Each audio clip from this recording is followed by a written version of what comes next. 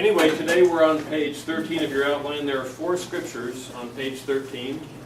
One of them we're going to read again on page 14, but let me get volunteers to look these up. Ephesians 5:21. Thank you, Cole. And then Matthew 20:25 through 28.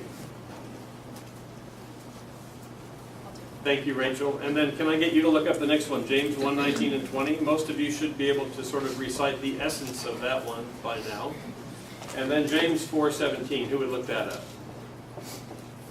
One more. Okay, thank you very much. So first we're going to start with role modeling accountability. Our A topic today is accountability. And you remember we talked the first couple of weeks about parenting, that everything in parenting is role modeled. How many hours a day are we role modeling for our kids? 24. We are role modeling 24/7. Whether we like it or not. We don't get to turn on the role modeling when we think we're doing well and turn it off when we blow it. We are role modeling everything. So just like everything else in parenting, accountability must be role modeled. And this can be a little painful at times. Who has Ephesians 5:21? Go ahead, Cole. Thank you. And be subject to one another in the fear of Christ. Subject to one another. Now we touched on this briefly a couple of weeks ago. What follows that in the book of Ephesians? What's the rest of Ephesians chapter 5? Marriage. Marriage. So it starts with wives who are to what? Submit. That's painful, and especially that's really countercultural today, isn't it? But then husbands are to what? Love their wives. And what were those 2 little words? Does anyone remember? As Christ loved the church. What are the 2 words just before that? Just as. Just as Christ loved the church. Gentlemen and ladies, how much space does that give us guys to deviate from Christ's example? None. None of us get it perfect. I can assure you, I blow that.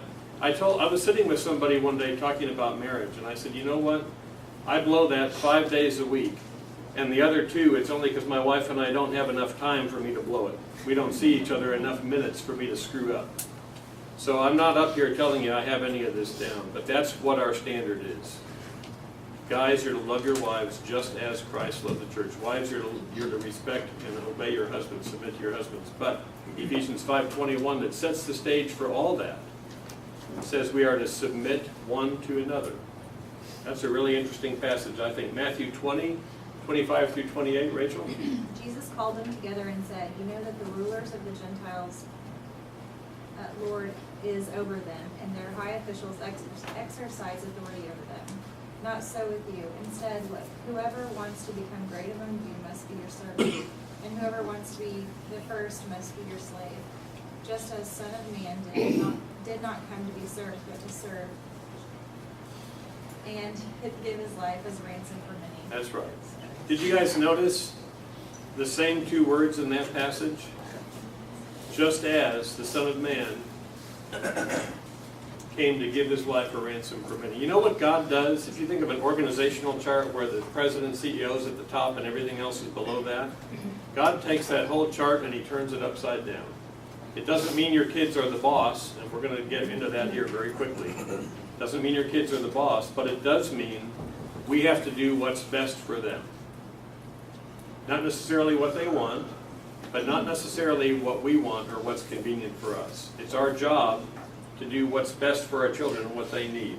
Who had James 1:19? And before you read that, who can tell me what the essence of that is? Quick to listen, slow to speak, and slow to anger. Yep, quick to listen, slow to speak, slow to anger. What's the usual order we get them in? Quick to anger and speak and slow to Yep, we're quick to anger, and then we do what? Speak how much? A whole lot, and in what tone of voice? Right? We get real excited and really upset, and boy, there's no bridling that. And we're very slow to what? To listen. So go ahead and read that passage. My dear brothers and sisters, take note of this. Everyone should be quick to listen, slow to speak, and slow to become angry, because human anger does not produce the righteousness that God desires. Human anger does not produce the righteousness that God desires. So in the area of accountability, and next week we'll talk about authority, being quick to listen slow to speak, and especially slow to anger for us is really important. Remember, we're the adults, they're the children. By the way, how many of you would like to know more about spanking? Yes, no, what are the guidelines? We're going to talk about that next week. You have to come back next week to hear that. I know a lot of the guys are going to be on a camp out, and I commend you for that. So ladies, you need to come and hear the guidelines for spanking, also for authority styles in parenting, which is, I think, a very interesting topic. And then take all this information back to your husbands. All right. So, feedback. I think I talked about this in an earlier week. Remember we talked about the company making the toy cars? And what would happen if the guy that was cutting the little steel pin axles was cutting them too short? They couldn't make any cars. What would happen to the company if they just kept producing axles that were too short? They'd go under, right? Well, what if they shipped cars in the box where the wheels, like it was attached on one end, but it wasn't attached on the other end because the axle couldn't reach? Customers buy those, and what's Walmart's return policy? Right? They would all come back. Company would go under.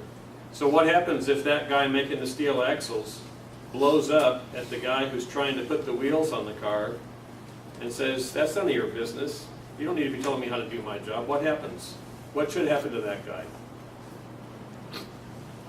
He should be fired, right? If he's just making them too short, he's making them too short. What's the difference between that guy and you in parenting? Can't be fired. You can't be fired. Number one, you can't be fired. Number two, do your kids know what the standard is? What do your kids think the standard is in parenting? Yes, who said that? It's whatever you do. All your kids know is what you do. And this is really critical for all of us to understand. All your kids are going to know about what parenting is like is what you do for a long time, but not forever.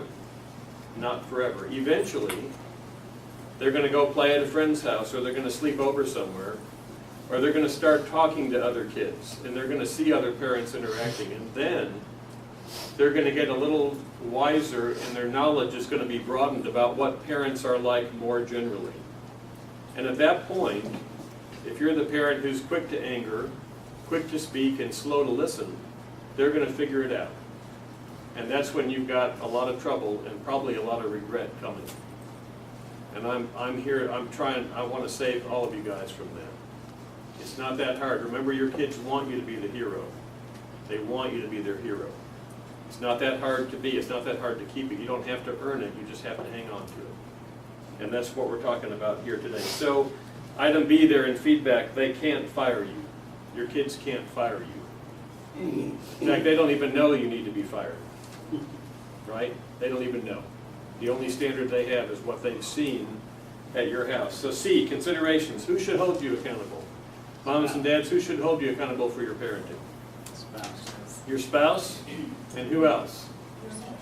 And who? Your own parents. Your own parents might. Yeah, you may be on good behavior when your parents are around, but maybe not. What'd you say, Rachel? Friends and family. Your friends and family, other people who can observe you? Who else? Yourself. Your kids. Your kids. You remember what I did to Sharon the first week? When Sharon, I asked her to volunteer. Dad, when you said that, you really hurt my feelings. In that role in that role playing, it wasn't a very good role model. In that role playing, did I need to hear what Sharon had to say? I did. I did. Am I going to get something like that? How many of you were here that week? You remember that? When I kind of lit into her after she told me that? Okay, I was quick to anger in that role playing and very slow to listen. In fact, I should have already been listening and I didn't. Is she going to be quick, or is your son or daughter going to be quick to volunteer something to you that may be really important after you do something like that? No, they're not. Only we can keep that door open. Only we can keep that valve open, that faucet. Again, I think of it like a hose faucet outside. We can have it open and we can have that communication coming, but one time like that, and I've taken a monkey wrench and I've screwed that thing down so tight I can't even open it by hand. I'm going to have to coax that open. It's going to take a long time for my kid to trust me again after I've done that. So, that's who should hold you accountable. Servant leadership is in the next blank. Number 2, intentions don't equal actions. You may have good intentions, but that doesn't mean you're automatically going to have good actions. You need to make your walk equal your talk. Number 3, parents should be human too. We're not perfect. Hence, how important it is for us to allow ourselves to be accountable when we mess up. So the question is, are we accountable? We're not perfect, but are we accountable? You may remember a story I told near the beginning of class about my daughter, Katie. She was the one who was here a few weeks ago, when she was probably 3 or 4 years old, and I thought she had done something, and I chewed her out, and I realized she hadn't. And I said to her, Katie, I'm sorry, I shouldn't have done that. Will you forgive me? And she said, yes. And then, do you remember what she said after that? What's forgive? I get a chill saying that. It's unbelievable to me that a 4-year-old, just because I asked her to, would say yes to something she didn't even know what I was asking her to do. I had to explain it. But she'd already said yes, just because I was her dad. That was our relationship. So are we accountable? Number 4, apologize if you're wrong. And number 5, our own accountability. Who has James 4:17? Okay. I do. To him, therefore, that knoweth to do good, and doeth it not, to him it is sin. Okay, so to him who knows what he should do and doesn't do it, it's sin. Now somehow I managed to single 2 of you out, but we're going to read that verse again, so I'm going to have you behind there read it on the second page. Okay, it's going to work out perfectly. All right, holding kids accountable. So now let's get down to what you really want to know about. Let's define this. It's letting them face the consequences of their actions. Letting them face the consequences of their actions. Next week, we'll spend a fair amount of our time talking about consequences. But today, we're going to go through a few guidelines for how to make sure that they know what our expectations are, to make sure that we're all on the same page. Considerations. Number 1, hold your kids accountable to defined expectations. Now, years ago, we used to go to pagan worship rituals.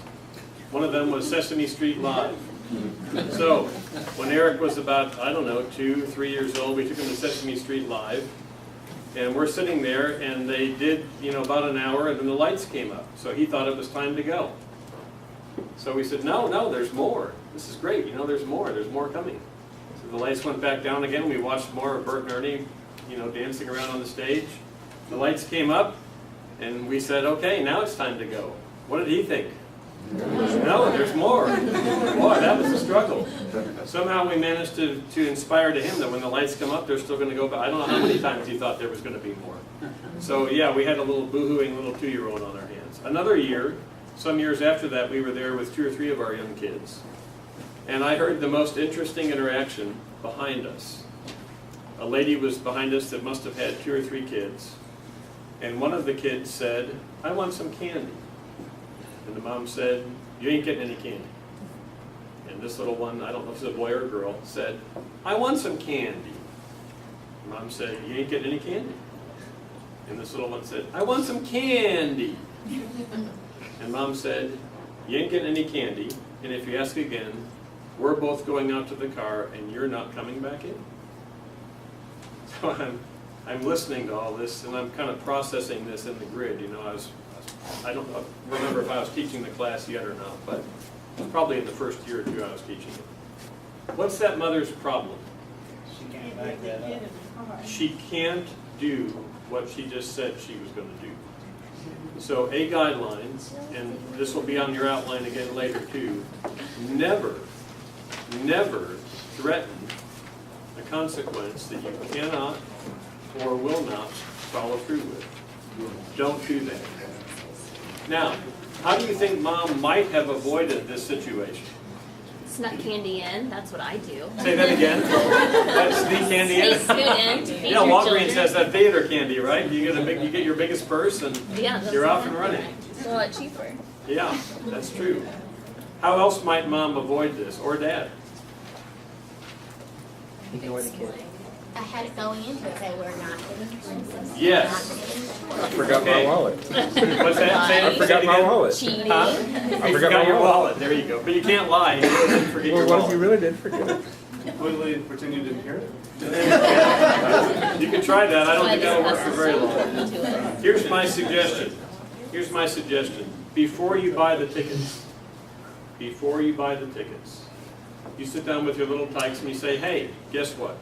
Bert and Ernie are going to be here in person.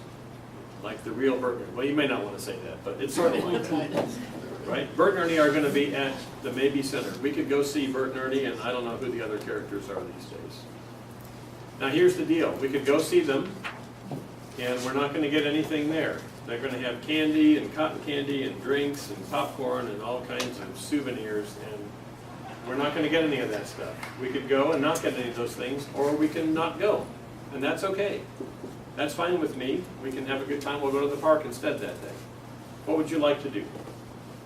So what is the kid going to say? Let's go.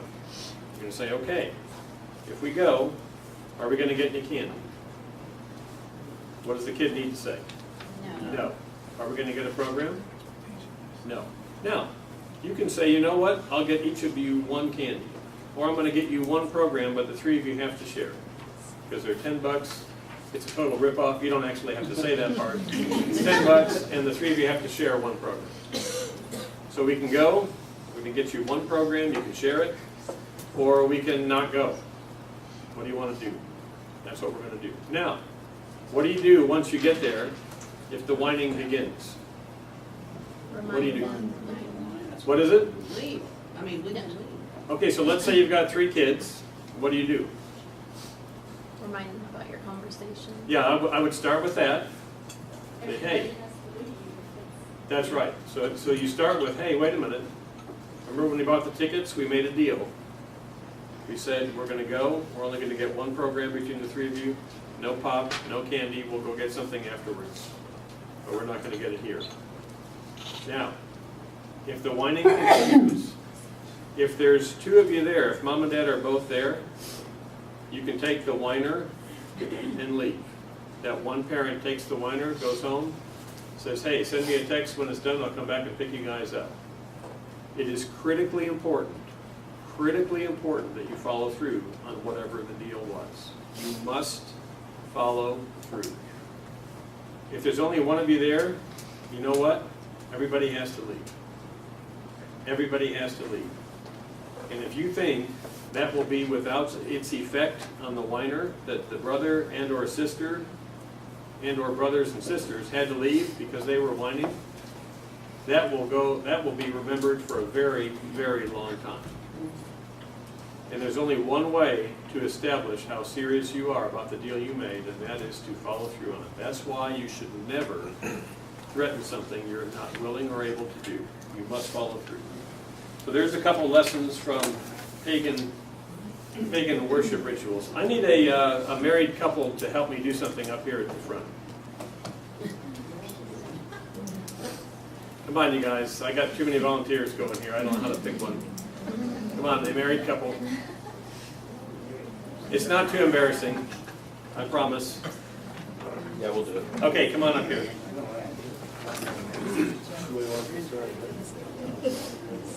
Okay, what's your name?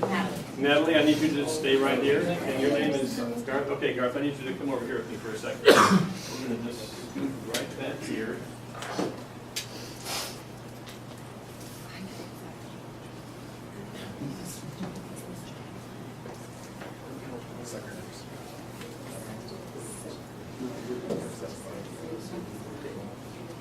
So Natalie, here, step over here on this side. So Natalie, how many kids do you have? I have 3. You have 3 kids, and how old are they? 8, 7, and 4. Oh, really? And what's your time to go? Let's go. Oh. Garth. Gee. Okay. Well, go ahead, you guys can sit down. Okay. All right. What did Garth just do? He yanked her out of something He yanked her in the middle of. Yes. How would, if you could pick one word to describe that, what would it be? Rude. Rude. Right? Garth, come on. Come have it with you. Garth's like, hey, I'm just following instructions over here. All right. Why did I show you that? Why did I ask them to help me do that? I'm going to tell you why. Yes, who said that? How many times do we do exactly that? I mean exactly that with our kids. Now, that was rude because Garth's wife, his partner in life, was engaged in a conversation with a very fascinating guy. And all of a sudden he comes up and just says, it's time to go. And he drags her off. How many times do we say to our kids, it's time to go? And you know what? Why do we do that? Because what they're doing isn't what? It's not important. Is it important? It's not important to who? It's not important to us. Is it important to them? Are they in the middle of something? Are they finished? Did they see that coming? No. Over the years I've taught this class, this one suggestion, I've had more parents come back the next week and say, that really worked. I mean, I'd like to think lots of things I'm telling you really work. But this is the one parents come back and say, boy, I tried that and it was like magic. Tell your kids, hey, in 5 minutes, we have to go. In 5 minutes, we have to go. You know what? You don't have to time it. It doesn't have to be exactly 5 minutes. It may be 12 minutes. It may be 3.5 minutes. That's really not the point. Your kids aren't checking their Timex stopwatch. They probably don't even have a watch yet. The point is, you're giving them a heads up, hey, in a little while, it's going to be time to go. It's just common courtesy. Give them a little bit of time to wind down, whatever it is they're doing, which, by the way, is important to them. Maybe they're in a conversation with playmates. Maybe they're building something in the sandbox. Maybe they're building a city with Legos. And all of a sudden, you're coming and you're just uprooting them from that because it's time for you to go. This is not rocket science. I think I've told you before that if I didn't call this class Parenting 201, I would call it Perspective Parenting.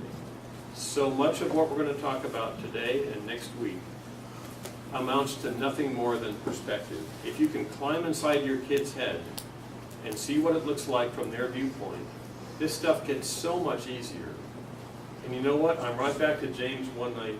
How do you climb inside their head? You're quick to listen.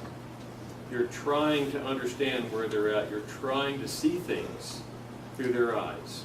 What they're doing is important. Don't pluck them out of it. Of course you're going to get a reaction. Of course you're going to be flabbergasted and flustered by a screaming, crying, kicking child.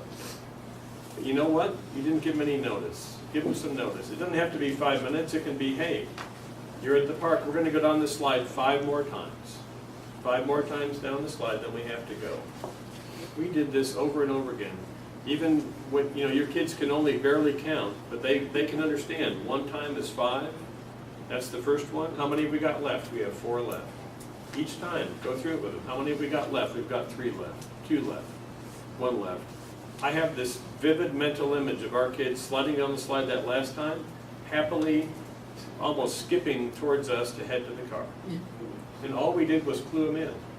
We just try to get their expectations on the same page as ours. C, make them a deal. Get them to agree to it.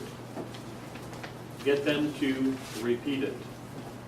Just like we talked about with the Sesame Street Live example.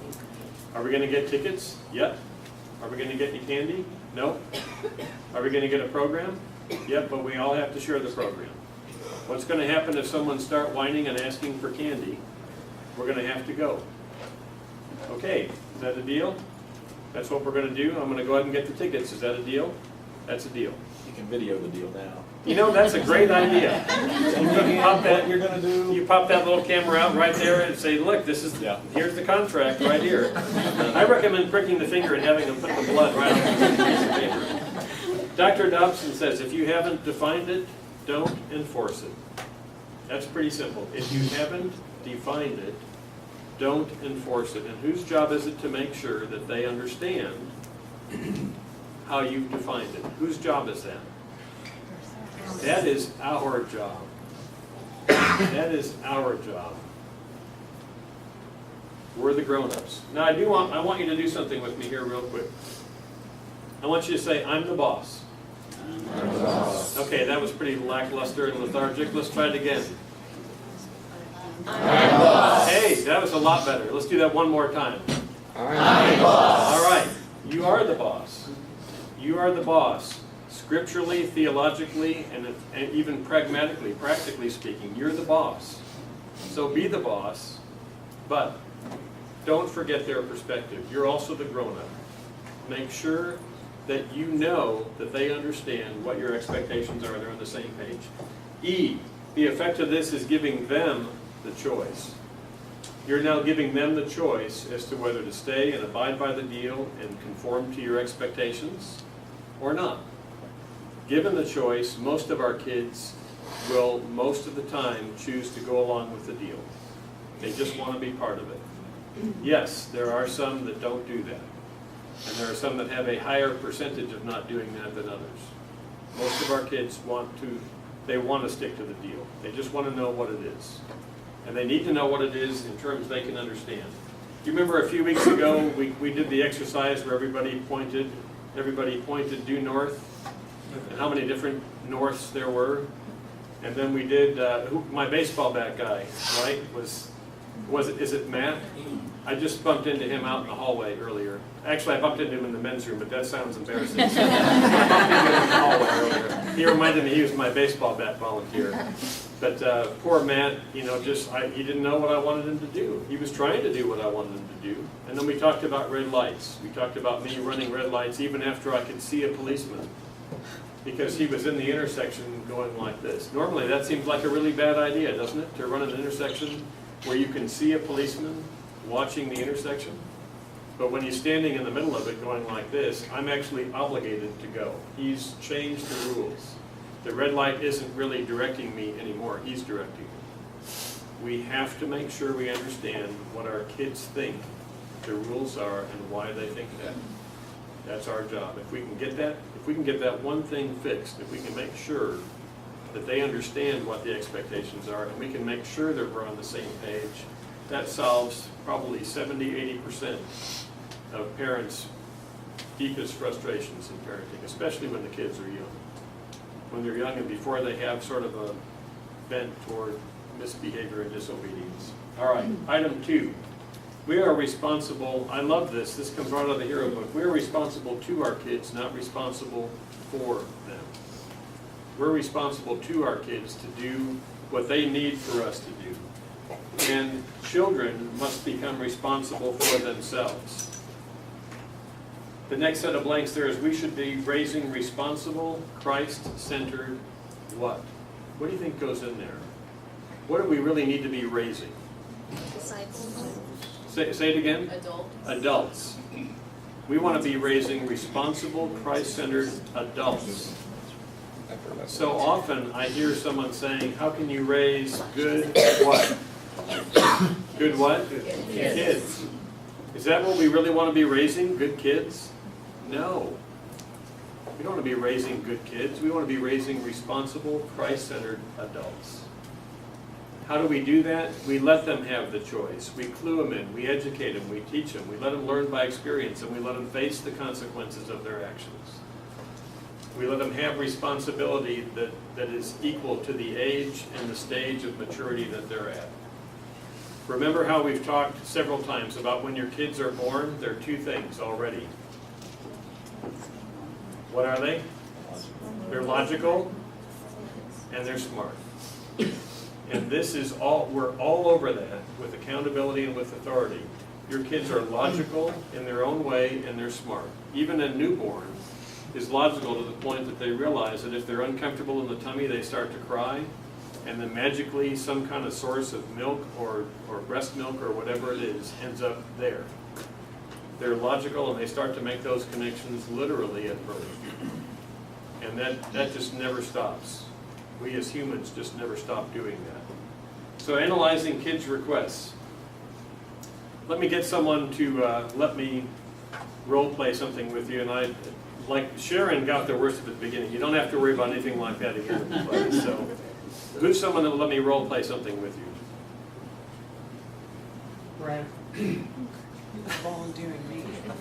Brad, I will. I was just thinking Brad would be a good one. You can stay right there, Brad. Perfect. Hey, Brad, you are my 6-year-old son.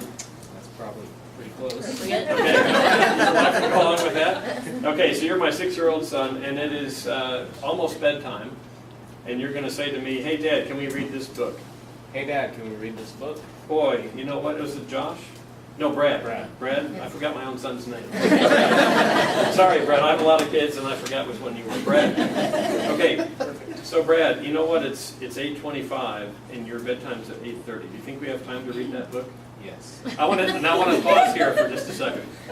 I've been teaching this class 24 years. The first time I taught it, I was totally not expecting whoever, I don't remember who it was, but of course they said yes, right? I've been expecting it every time since then. I've had like 2 people over the years who said no. That was it, right? The first time I didn't really know what to do that first week.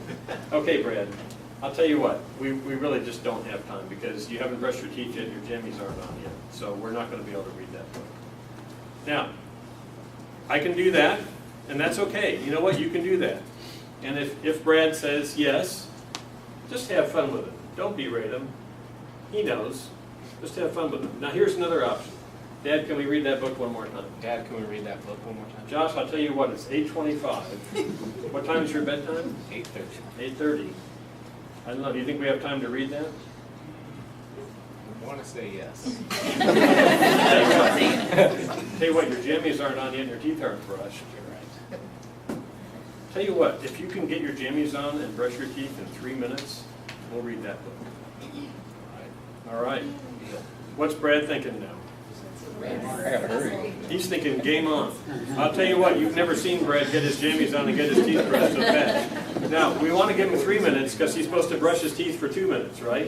We don't want to give him 1 minute to do all that because then his teeth really aren't going to get brushed. Here's the deal.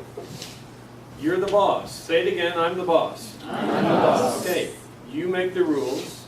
That also means you, at your option, can bend the rules. You can make an exception. That's up to you. You don't have to be with the rules all the time. What's important is that Brad knows it's up to you. And it's also important that Brad knows if whining starts, that is the end of the conversation. If whining starts, that is the end of the negotiation. I think we can call it a negotiation. The kids need to understand they have influence. You are listening. You are going to consider it. But if they start whining, that's the end. There's no more discussion, and the answer is no. Whatever the question was, the answer is no exception. If they're respectful and they honor your role as the parent and the boss, they have influence, and you may make an exception. And I'll tell you what, you can really use that to your advantage. I've seen kids get their jammies on faster than I thought possible by the laws of physics, by giving them a very, very short time frame to get it done. How about this? Helping them answer the question. Sometimes they really know the answer, and you know, most of us guys just want to do what? When we have a question, what do we want to do, guys? We want to fix it. Right? We want to answer the question. We want to fix it and move on. Sometimes it's better for our kids if we'll help them understand something. So Eric, when he was quite young, he was probably 5.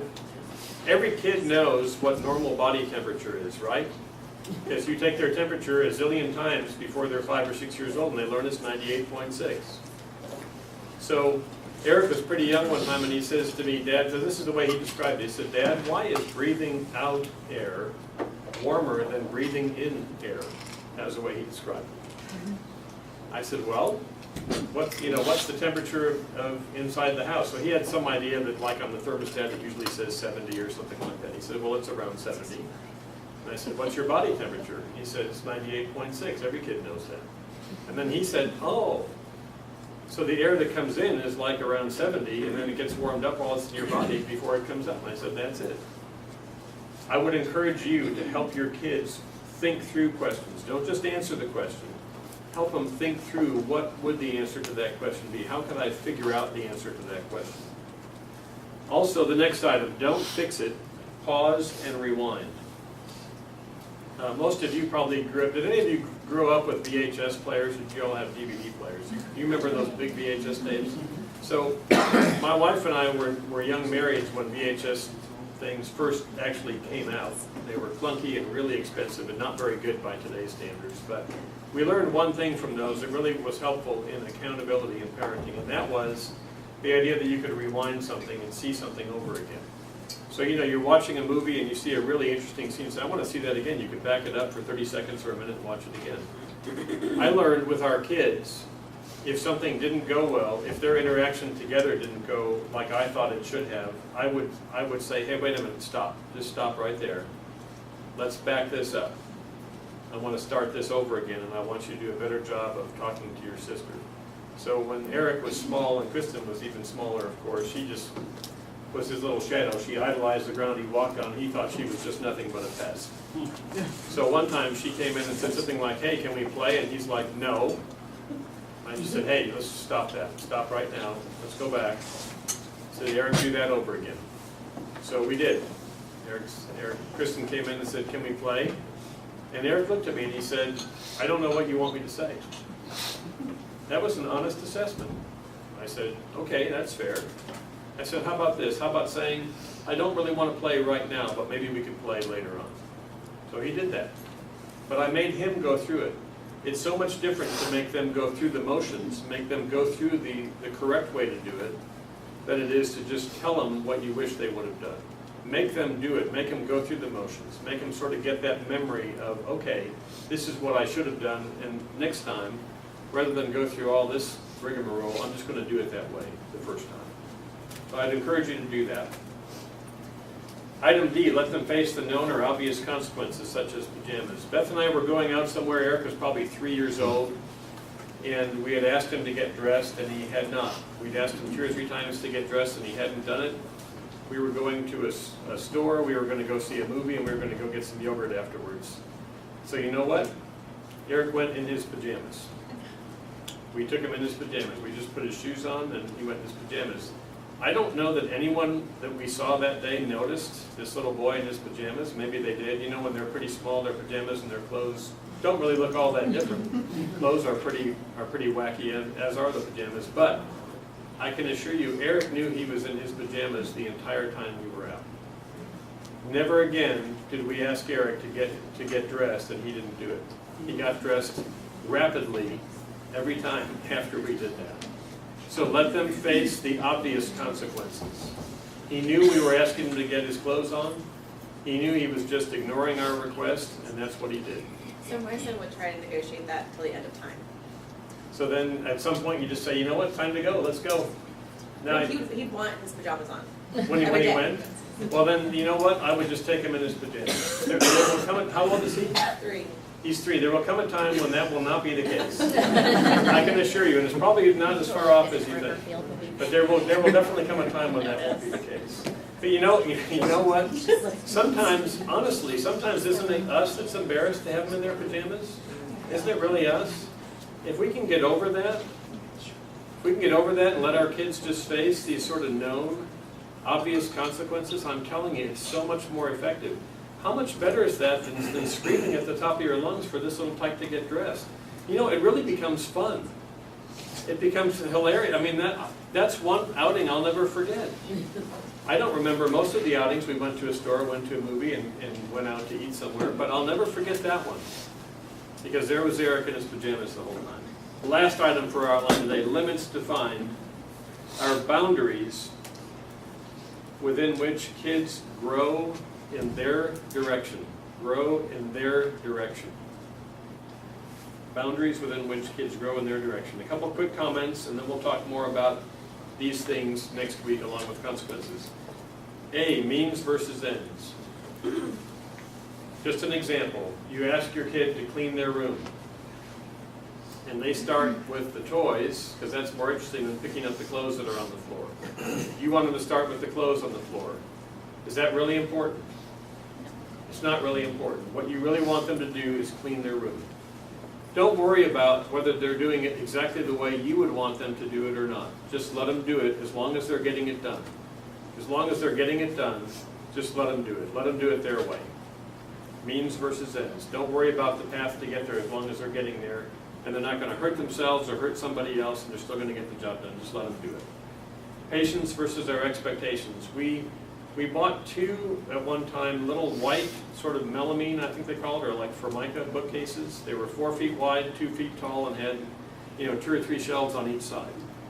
I knew there was something wrong because in the store they stood 3 feet high and the box I got was only this high. And on the box were those words that scare us, which said what? Some assembly required. So at this point, Eric was probably 7 or 8 years old. Kristen was probably 4. And I sat down with them that afternoon, and we got out the parts list, because they say, first check and make sure you have all these parts. And there's all these little nails, screws, you know, cams, dowels. I mean, there's all this stuff in there, not to mention the shelves. And I decided, okay, we're going to do this all together. Eric was the assembly manager, and Kristen was the parts manager. So Kristen learned all the parts, what each of the parts was. She's 3, 4 years old. Eric did the operations, like he hammered the nails in, he screwed the screws in, I tightened them. I mean, I hit the last tap on the nail, and I trimmed the last twist of the screwdriver, but the kids really put these together. And Beth said to me at the end, she said, I don't know how you had the patience to do that. And do you know how I had the patience to do that? I changed my goal. My goal for that time wasn't to put 2 bookcases together, although we got 2 bookcases put together. My goal was to have a good time with these 2 kids and involve them in the process. That was my primary goal. And like I said a week or 2 ago, it didn't take me more than twice as long as if I had just done it all myself. But now I've got probably 3 hours of time with these 2 precious kids, instead of an hour and a half of time where I'm just working by myself, missing out on time with them. And I'll never forget putting those bookcases together. I've put a lot of junk furniture together in my life, but those 2 bookcases I'll remember more than anything else I've ever assembled. So get the kids involved in the process. By the way, that reminds me of one thing I forgot to mention last week. We talked last week about availability, and I talked about watching your kids' faces, like letting them help you do things and watching their faces. On the playground, when you're pushing your kids on the swing, push them from the front. Push your kids from the front. Don't push them from the back. I don't know why. I think when I was a kid, I always got pushed from the back, and my like how that's supposed to be done as I grew up was to push from the back. But I realized when my kids were small, it was a whole lot more fun to push them from the front because, again, you see their faces. It doesn't matter. They're going just as high. You're doing exactly the same thing. You're missing out on seeing their little faces and the amazement and amusement of it if you're pushing from the back. If you're pushing from the front, you see everything that's kind of, you can see these thoughts and how fun it is going through their mind. So push them from the front. Sorry, a brief detour there. Allowance. Just one quick comment on this. We did not give our kids an allowance. And our system was very imperfect, and I can tell you the administration of it was even more imperfect than the system. We set out chore charts for them, and they got paid for doing chores around the house, but they didn't get paid for doing the chores. They got paid for doing the chores before a certain time without somebody asking them to do it. What I was trying to do wasn't to pay them to do the chore. It was to pay them for the initiative to remember that that was the chore that they were supposed to do this day, and they had to get them done by 5 o'clock. Again, my administration of it was terrible. It was spotty at best. You know, I think it could have been much, much, much better, but that's what we tried to do, and I just throw that out there as a thought for your consideration. One last thing, you might consider encouraging your kids to save some of their allowance or whatever kind of stipend or chore payments or whatever that you give them by matching what they put in savings. I like to call that the 401 dad plan. Dad will match, you know, if you put in a couple bucks a week into savings, Dad will match a couple bucks a week, or whatever their allowance is or whatever their potential is. If they put half of that in savings, Dad will match that and put it in savings too. Kind of get them started thinking about savings early. All right. Thank you very much again for your time and attention today. I'll close our time very quickly in prayer. Next week we'll talk about authority, and that includes consequences and in particular spanking as well as other consequences. The week after that we'll try to save a lot of time for Q&A. Heavenly Father, I just thank you again for these parents. I thank you for the opportunity and the privilege to be here and to talk to them about parenting and to glean guidance from your word on these important topics. Thank you for our kids. Thank you, Jesus. Thank you for creating us, knowing you'd have to redeem us and following through. It's in your name I pray and ask blessing on these parents. Amen. Thank you.